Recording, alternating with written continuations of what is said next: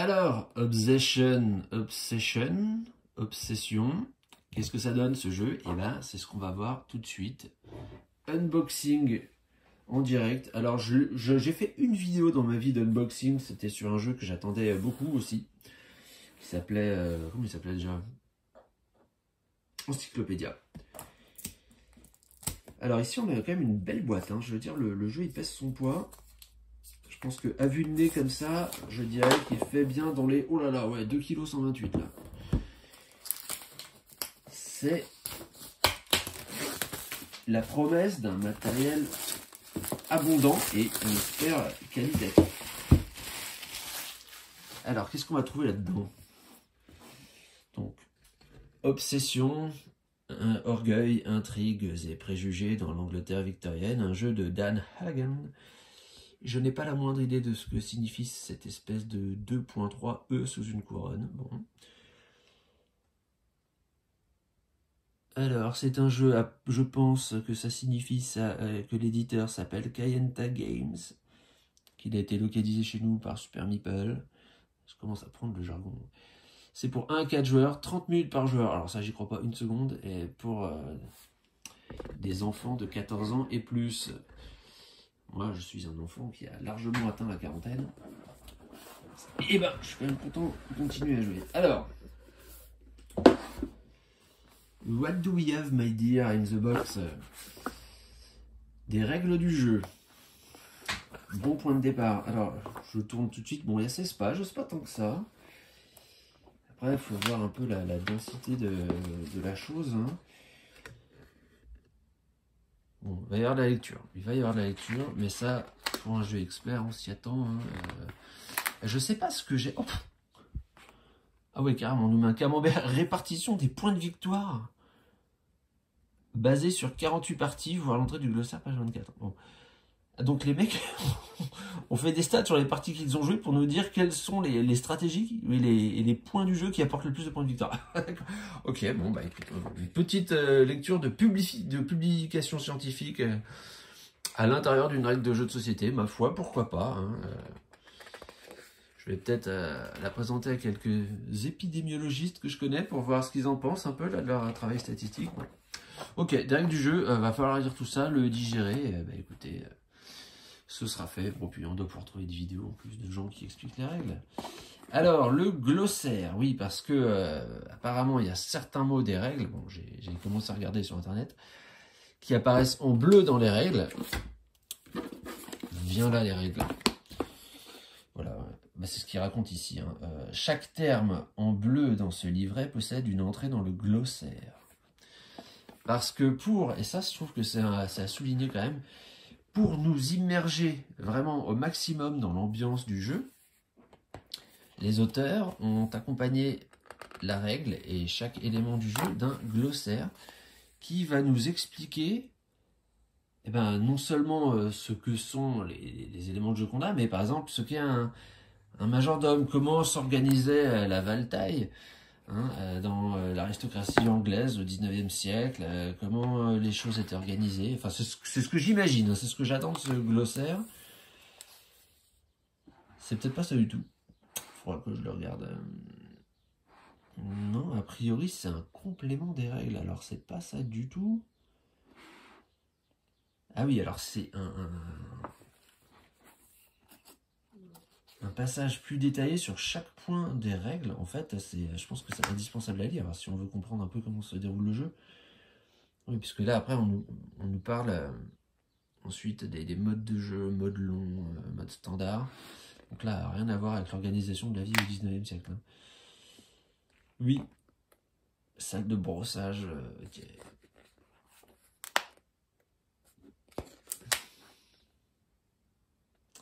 Je regarde un petit peu des choses là comme ça. Donc valet de pied, description, le valet de pied est représenté sous la forme d'un petit pion blanc et fournit ses services lors de la plupart des événements en extérieur.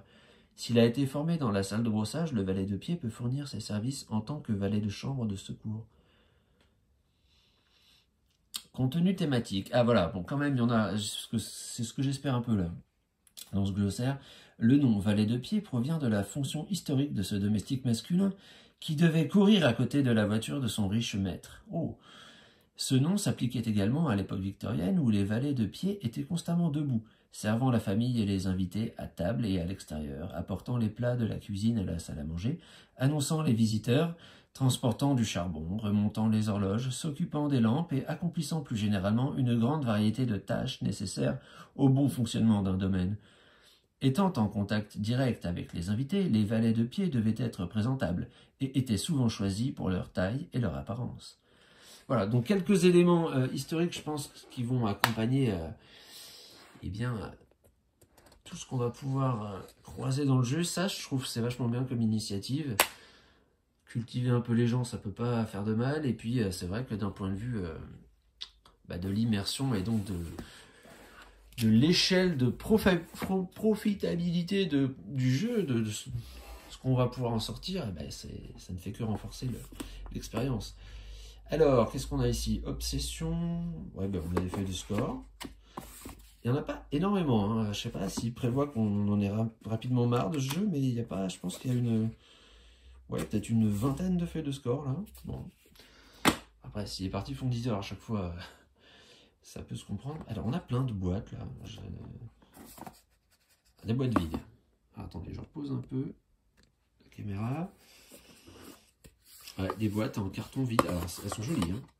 Mais je pense que ce sont des solutions de rangement, en fait. Tout simplement. Le jeu. Il y en a beaucoup, hein. Il y en a beaucoup. Là, on en a déjà 5. Bon, alors, 6 boîtes de ce format. Qui sont vraiment de... Bon, c'est du carton, mais assez épais, bien rigide. Très, très bien décoré. C'est... House of Asquith, avec un blason, des entrelacs là, de fioritures. Je pense que c'est vraiment pour ranger les cartes de chaque maison, puisque dans le jeu, on va a priori incarner une parmi 4 maisons possibles je sais pas si c'est des lords, enfin en tout cas des gens de la haute d'Angleterre. Plusieurs familles, donc je suppose qu'on rangera le matériel de chaque famille dans les boîtes dédiées. Donc des cartes, je vais peut-être y revenir après, je vais quand même continuer sur les boîtes. Alors il y a des boîtes encore plus grosses, mais toujours aussi vides. Pour ranger d'autres éléments du jeu, je suppose. Ah, il y a peut-être quelque chose dans celle-ci. Ah oui. Voici, alors on a un dé. J'aime quand il y a des dés. Je sais pas pourquoi. Mais j'aime les dés 20. Ça me rappelle à l'époque où je jouais à Formule D. Il y a un sac. Alors, il est grand ce sac. Hein, donc. Je pourrais quasiment en faire une trousse de toilette pour partir au ski. Enfin, à la montagne en tout cas. Le ski, il faudra qu'il y ait de la neige pour qu'on puisse en faire. Mais bon. Des pions. Là, c'est un peu... du plastique.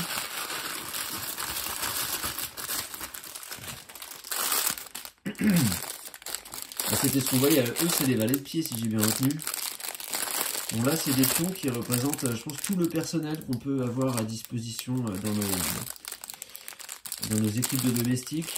Quoi donc? Il y a des valets de pied, je pense des valets de main, des valets de taille, des majordomes. Toute catégorie de personnel. Ensuite, qu'a-t-on? Des cartes objectifs. Voilà la dernière pour se donner une idée. Bonus domestique, 5 points de victoire, 2 femmes de chambre et 2 valets de chambre requis. Si on arrive à avoir ça, je suppose que donc on gagne 5 points de victoire. Très bien. D'autres petites cartes. Alors là, je ne sais pas ce que c'est. Il faudra que je lise la règle. On va jeter quand même un œil aux cartes. Parce que moi, c'était une des raisons pour lesquelles ce jeu me faisait de l'œil comme ça. C'est que... Alors, est-ce que je vais y arriver? J'ai pas d'ongles du tout. J'adore cette période. Moi, le 19e siècle, le 18 et le 19e siècle, ce sont 2 périodes de l'histoire qui me fascinent, en fait. Voilà, surtout pour ce qui concerne l'histoire de France. Bon, que je connais un petit peu mieux que l'histoire du monde, mais cette période du 19e siècle qui est en fait une transition c'est vraiment, alors d'un point de vue politique en France, c'est le siècle de la Révolution, hein, c'est là où ça a commencé en 1789, mais c'est quand même, ça a pris quasiment 100 ans de passer de ce régime monarchique à un régime républicain. Et d'un point de vue, on va dire, scientifique et culturel, on passe quand même d'un monde très largement ancré sur la superstition à un monde technologique qui sera le XXe siècle, et le XIXe siècle qui se trouve entre les deux. Et donc se côtoient encore des superstitions, on y croit aux bêtes, du Gévaudan, on croit aux monstres, on croit aux esprits, aux fées, à ce qu'on veut. Et en même temps, on découvre l'électricité, les machines. Et il y a les deux qui se côtoient et il reste encore du mystère à éclaircir sur Terre. Et je trouve que c'est une époque qui est fascinante. Et donc tout ce qui a trait au 19e siècle, moi, ça me botte.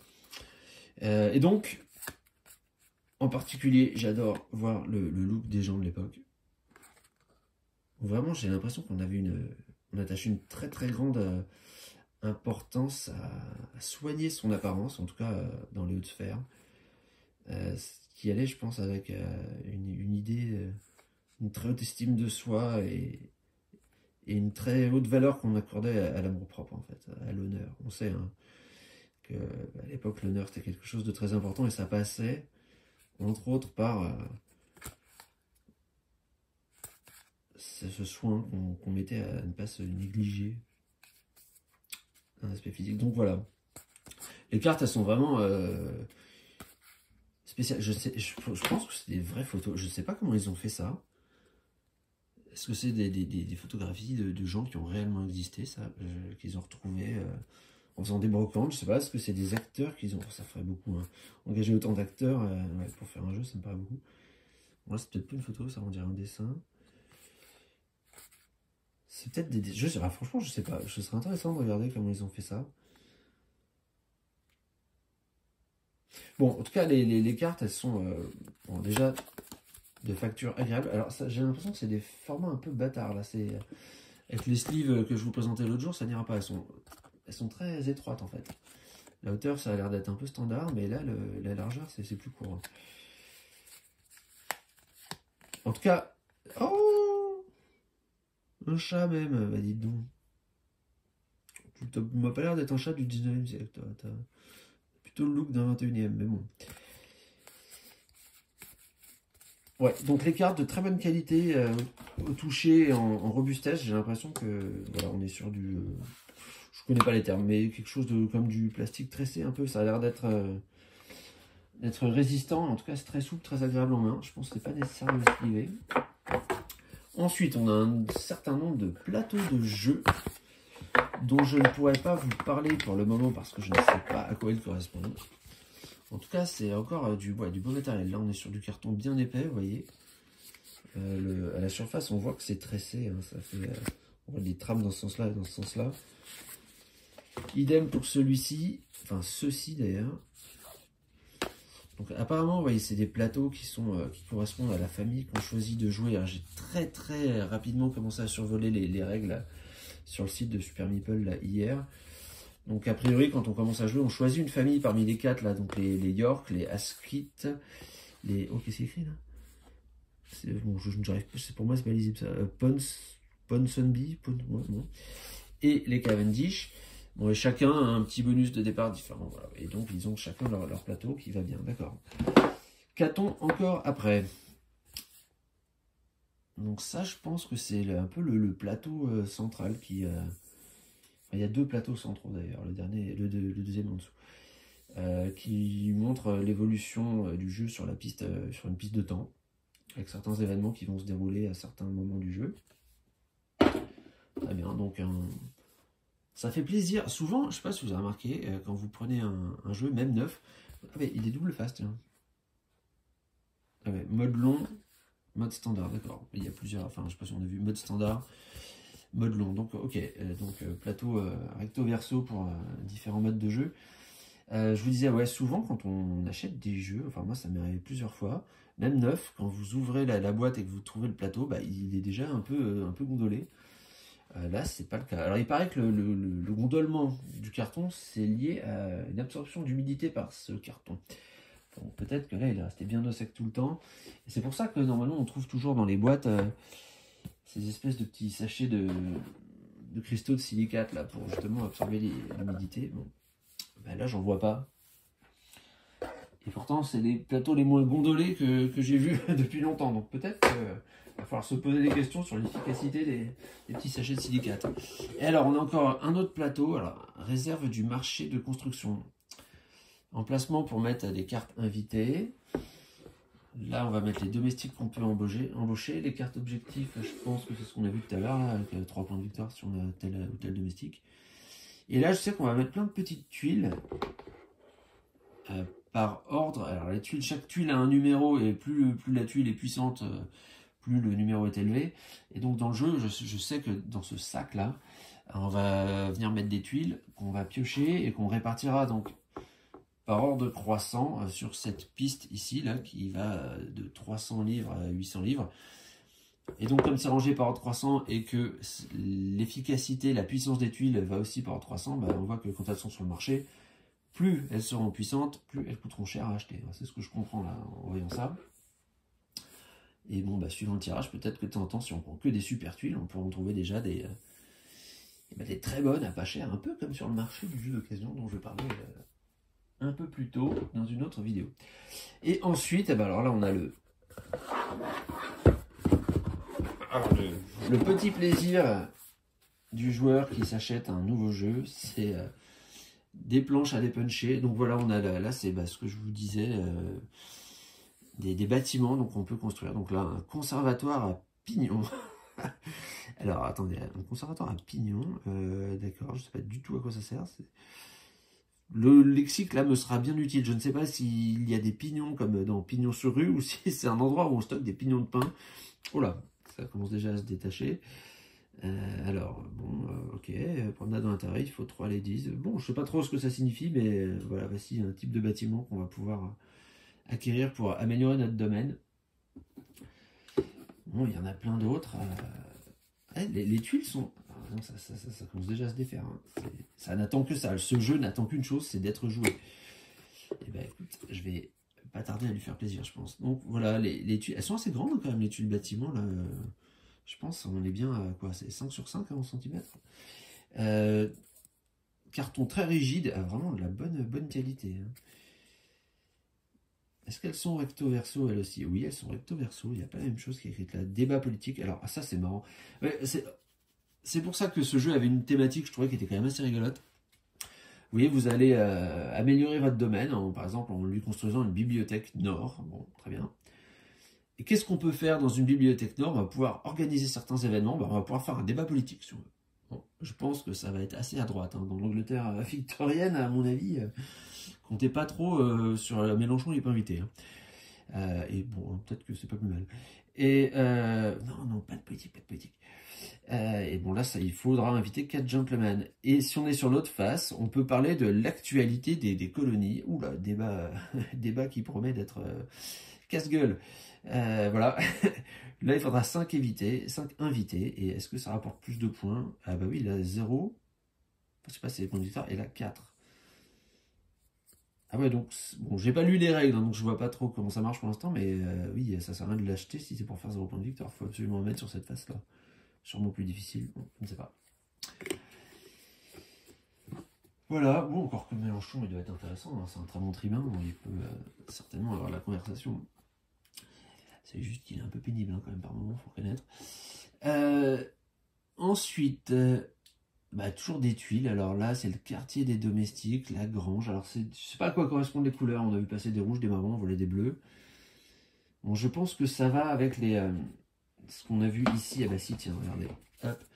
Sur ces espèces de barrettes là qu'on retrouve un peu aussi en haut en bas des plateaux individuels de joueurs. Voilà, ça vous dit. Donc la catégorie marron, c'est la catégorie essentielle. Donc la bibliothèque pour organiser des débats, c'est dans la catégorie essentielle. Ok, là en bleu, on a les bâtiments de service. Là effectivement, office du majordome, salle de brossage, quartier des domestiques, d'accord. En rouge, ce qu'on a vu passer en rouge tout à l'heure, ça correspond au domaine. D'accord. C'est là où on va pouvoir mettre un conservatoire à pignon, un jardin anglais, des pièces fleuries, un enclos, 2 enclos, une gloriette principale, la suite de la reine. Oh, la suite de la reine. Ah oui. Ah bah oui, là, si on arrive à faire venir la reine chez nous, surtout la reine Victoria, je pense qu'un débat entre la reine Victoria et Jean-Luc Mélenchon, ce serait explosif, là. On pourrait bien se marrer. Alors, et les bâtiments violets sont des bâtiments de prestige. Voilà, fumoir, salon, salle de musique, d'accord, voilà ce qu'on appelle le prestige. Un salon principal pour jouer à des parties de... Ah ben jouer au whist, je vais dire, un salon principal, on pourra jouer à Obsession, mais non. Ce qu'on nous propose dans le salon principal, c'est de jouer au whist. Très bien, donc on va pouvoir organiser des tournois de whist. Ok. On a toujours des pièces autour, des pièces de monnaie. Puis des jetons numérotés. Alors je sais pas du tout à quoi ça sert. Max, je ne sais pas qui est Max. Peut-être que c'est maximum. Ouais, peut-être. Un jeton rappel, je ne sais pas à quoi ça sert. Enfin, alors ça, en vert là, c'est les événements liés au sport. Enfin, les bâtiments et les événements liés au sport. Comment on dit déjà? British Green Racing Green, un truc comme ça. C'est la couleur, c'était la couleur, le vert là, des équipages automobiles anglais dans les années 50. Ok, donc on a un terrain de bowling, un cours de tennis, une écurie, un terrain de croquet, un chenil, une salle de billard, non mais très bien, et un terrain de cricket. Ah bah ouais, alors bon, ça, cricket, c'est sûr qu'en Angleterre c'est populaire, ici je sais pas si ça fait un carton. En parlant de carton, bah voilà, on est arrivé au bout du carton. Très bien, ben... J'ai pas grand chose à ajouter, si ce n'est que maintenant il va falloir que je me lise les règles. En tout cas, je trouve qu'on a beaucoup de matériel et surtout ce qui est vraiment appréciable parce que ça manque dans beaucoup de jeux, notamment les gros jeux qui ont plein de matériel et qui vous laissent sans aucune solution de rangement à vous les fabriquer derrière ou de les acheter, mais ça coûte quasiment le prix du jeu, à chaque fois les inserts. Là, apparemment, tout est déjà inclus dans le tarif, donc bon, finalement c'est vrai que le jeu est cher. Alors, moi, là où je l'ai trouvé, je sais pas si c'est parce qu'il était introuvable qu'ils ont gonflé les prix, mais enfin, je peux quand même payer 77 €. C'est pas rien. Mais au moins, on a quand même déjà les boîtes pour ranger tous les éléments du jeu. Et ça, ça fait plaisir, parce que les cartes qui traîneraient un peu n'importe où, bon, ouais, ça va 2 minutes, quoi. Bon, celle-ci, je vais les mettre dans une boîte au pif pour l'instant. Ah bah, ça rentre pas dans ce sens-là. Ok, dans ce sens-là. Voilà. Mais vous voyez, je pense que, franchement, dans une boîte, vous mettez le tas de cartes. Peut-être les pions. Bah non, il n'y a pas de pions de couleur. Bon, je sais pas ce qu'on mettra dedans. Je vous le dirai quand j'aurai lu les règles et quand je vous ferai une présentation du jeu. En tout cas, matériel de vraiment très très bonne qualité là, à première vue. Et qui remplit sa fonction, en tout cas, de donner envie de jouer au jeu. On verra ce que le jeu donne après en lui-même par les mécaniques. Alors, c'est un jeu, j'ai regardé un peu sur BGG, Board Game Geek, donc la mec du jeu de société. Je crois qu'il est classé 70e au classement général, donc c'est 70e, ça a l'air nul quand on le dit comme ça, mais en fait c'est vachement bien parce qu'il y a quand même, je sais plus, 40 000 jeux, je crois, qui sont recensés dans BGG. Donc, être 70e sur 40 000, je trouve que c'est quand même bien et ça promet des parties où le cerveau va fumer et je ne sais pas pourquoi, c'est exactement ce dont j'ai envie en ce moment. C'est d'avoir des gros jeux où je lis des pièces. Des gros jeux où on réfléchit, où à la fin on ne sait plus où on en est, où on est perdu. J'ai envie de ça en ce moment. Donc je vous retrouve, bah si, le voilà, le petit sachet de cristaux de silicate. Je vous retrouve très vite, enfin peut-être pas parce que j'ai une semaine de vacances là qui m'attend. Mais je vous retrouve bientôt pour vous présenter une partie de ce très très beau jeu, très beau matériel. Obsession. À bientôt.